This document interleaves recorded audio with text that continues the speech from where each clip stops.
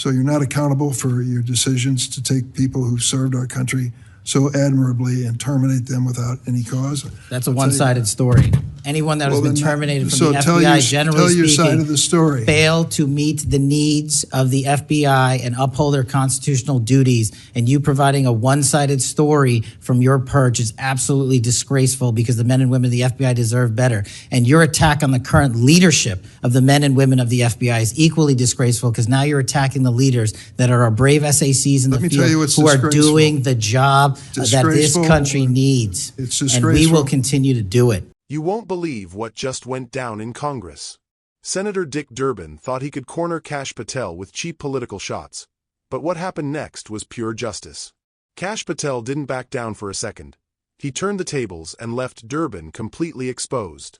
Stay tuned, because this exchange tells you everything about how the left operates and how patriots fight back. Thank you, Mr. Chairman. Director Patel, in addition to the extensive purge of nonpartisan career FBI official reports indicate that dozens of remaining officials have been subjected to polygraph exams to test their loyalty.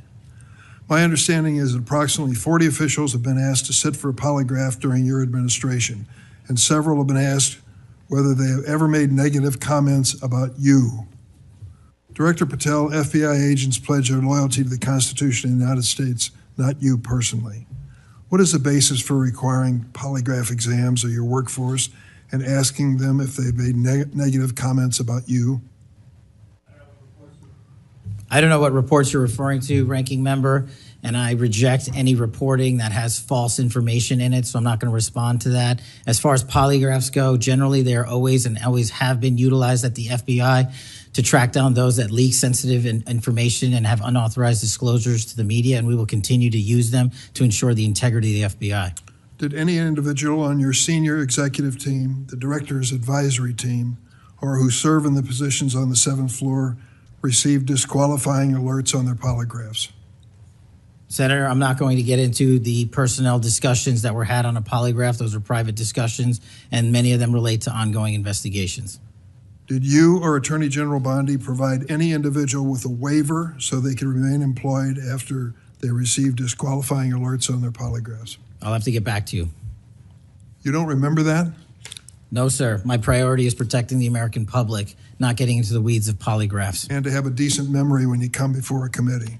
I'm happy to talk about all the good work the men and women of the FBI are doing, including provided the lowest crime rate in American history. If you want to talk about how to protect the citizens of Chicago, has seen a 30% reduction in its murder rate because of the men and women of the FBI. You take credit for that? I'll happily do that. The interagency partners and the men and women of the Chicago PD have never been more powerful. Include local law enforcement, please. Have you ever seen my testimony across this country where I always lead with our interagency partnerships with state and local law enforcement? It is the pillar of what I am doing. And on the 7th floor, for the first time in FBI history, I have installed police officers and sheriffs right on my 7th floor to report to us every day what's going around the country on the street level, because that is a priority of the FBI and is the only way we are going to work. I don't take credit for anything, but I will defend the men and women of the FBI and the cops that help us get it done. You should.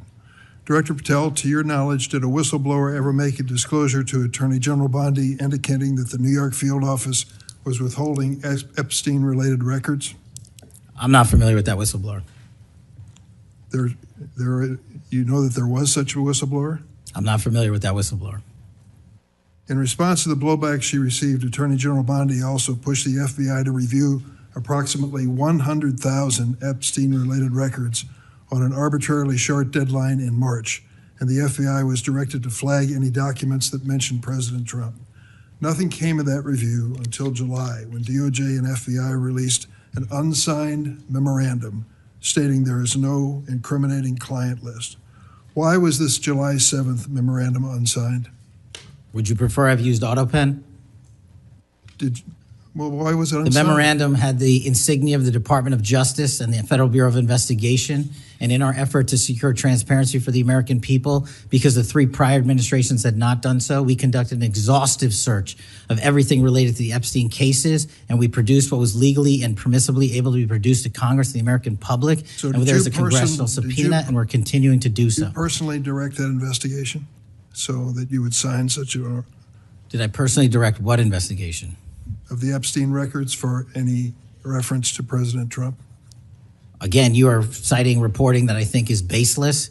We conducted an investigation of the Epstein case files pursuant to the direction of the President of the administration to provide all credible information, and we are working with Congress pursuant to a congressional subpoena to turn over all the documents we can. All individuals. Who at DOJ and FBI was responsible for its drafting and conclusions? Many individuals at the Department of Justice and the FBI are responsible. There was no lead person? The Attorney General leads the Department of Justice, and I lead the FBI. So the Attorney General was responsible for that? The Attorney General leads the Department of Justice. Director Patel, much like you, Deputy Director Dan Bongino was a conspiracy theorist who built a lucrative career making inflammatory and unsubstantiated statements about the FBI that would be disqualifying in any administration that cared about nonpartisan law enforcement. For instance, Mr. Bongino called the placement of pipe bombs outside the DNC and RNC headquarters on January 6, quote, an inside job, and went on to say this was a setup. I have zero doubt, and whoever goes into the FBI, you better get an answer about why.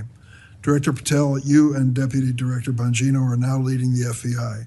What is the evidence to suggest the pipe bombs placed outside of the DNC and RNC on January 6 were an inside job? I appreciate the opportunity to discuss Director Bongino's mine record. So many on this committee and the media jettison our 31 years of public service. Can you answer the question, sir? I'm answering the question. You're questioning the integrity of the Deputy Director of the Asking FBI you and mine. if you found any and I'm going to evidence. answer the question. I'm The pipe asking- bomb investigation is ongoing, and I'm not going to discuss the Ongoing? details of the pipe bomb investigation. Mr. Bongino was a Secret Service agent for 15 years, a police officer for 5. I served this country in multiple administrations for 16 years. We were also private citizens, and we are now back in government service. And what we have the ability to do is set aside our personal beliefs to deliver the mission of justice for this country, and we're doing it day in and day out. And I find it disgusting that everyone and anyone would jettison our 31 years of combined experience that is now at the helm of the FBI, delivering historic results at historic speeds for the American people. So you have no evidence? I got a lot of evidence, and I'll give it to you when I can. Yeah, I'm looking forward to it. There's a New York Times story this morning about Chris Meyer. As I understand it, he was your personal pilot, at least for some period of time. Mr. Meyer has quite a record himself. Flew over 350 hours as an Air Force pilot on 3 aircraft types in Afghanistan. Mr. Jardina, another former FBI agent, a 1999 graduate of U.S. Naval Academy, commanded 100 Marines in combat during the 2003 invasion of Iraq, participated in several firefights, followed up with 2011 deployment as reservist to Afghanistan, where he interrogated senior Taliban officials. It appears that you terminated these 2 agents. Why? I'm not going to get into personnel decisions that we made. So you're not accountable for your decisions to take people who served our country so admirably and terminate them without any cause? That's a one-sided story. Anyone that has been terminated from the FBI, generally tell your side speaking, of the story. failed to meet the needs of the FBI and uphold their constitutional duties. And you providing a one-sided story from your perch is absolutely disgraceful, because the men and women of the FBI deserve better. And your attack on the current leadership of the men and women of the FBI is equally disgraceful, because now you're attacking the leaders that are our brave SACs in the field who are doing the job that this country needs. It's and disgraceful. we will continue to do it. All right, folks. Welcome back to the channel. If you're new here, make sure to hit that like button, subscribe, and turn on the notification bell so you never miss when we call out the political hypocrisy that's destroying this country. Now, let's get right into it. Today we're talking about Senator Dick Durbin trying, and failing, to humiliate FBI Director Kash Patel during a heated congressional hearing. Durbin came in swinging, accusing Patel of loyalty tests, political purges, and covering up the Epstein files. You could see exactly what Durbin was doing, playing politics, grandstanding for the cameras, trying to smear a man who's actually doing something to clean up the FBI. Durbin started by reading from so-called reports that Patel was forcing FBI officials to take polygraphs to test their loyalty to him. Patel immediately shot that down, saying the FBI's polygraphs are used to stop leaks, not for political witch hunts. That's what the left can't stand. Someone actually restoring order and discipline in a broken institution. Then Durbin tried to trip Patel up with the Epstein investigation. He claimed that the FBI and DOJ were protecting Trump by withholding Epstein-related records. Patel fired right back, reminding him that under his leadership, the FBI released more documents than the last 3 administrations combined. He even mocked Durbin's nonsense question about why a memo wasn't signed, asking if he should have used an autopen. That moment right there, total power move. You could practically see Durbin losing control of his own narrative. And it only got worse for him. Durbin went after Patel's deputy, Dan Bonino, calling him a conspiracy theorist for questioning the January 6th pipe bomb story. Patel wasn't having it. He stood up for Bonino, outlining his years of service as a police officer, Secret Service agent, and veteran. Patel made it clear, these are men who have actually served this country, not career politicians who just talk about it. When he said he found it disgusting that their decades of service were being dismissed, the whole room went quiet. Durbin then tried to paint Patel as firing decorated FBI agents unjustly, but Patel wasn't afraid to push back. He reminded Durbin that these personnel decisions are based on performance, not politics. And that's the key difference. Patel is rebuilding an FBI that serves the Constitution, not the Democratic Party. And when Durbin accused Patel of cutting training and educational standards, Patel explained something the media won't tell you. He's expanding the pipeline for law enforcement veterans, police, DEA, ATF, and others, to serve in the FBI, even if they don't have college degrees. In other words, he's prioritizing real-world experience over ivory tower credentials. That's exactly what this country needs. People who've been on the front lines, not bureaucrats sitting behind desks. At every turn, Kash Patel stood his ground. Calm, collected, direct. Meanwhile, Durbin kept swinging wild, exposing how desperate Democrats are to control every narrative, even at the cost of the truth.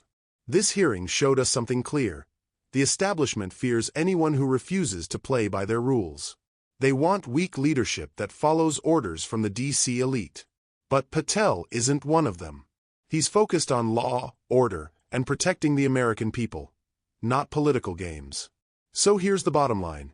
Dick Durbin went in thinking he could score points, but instead, he got owned by someone who knows exactly what he's doing.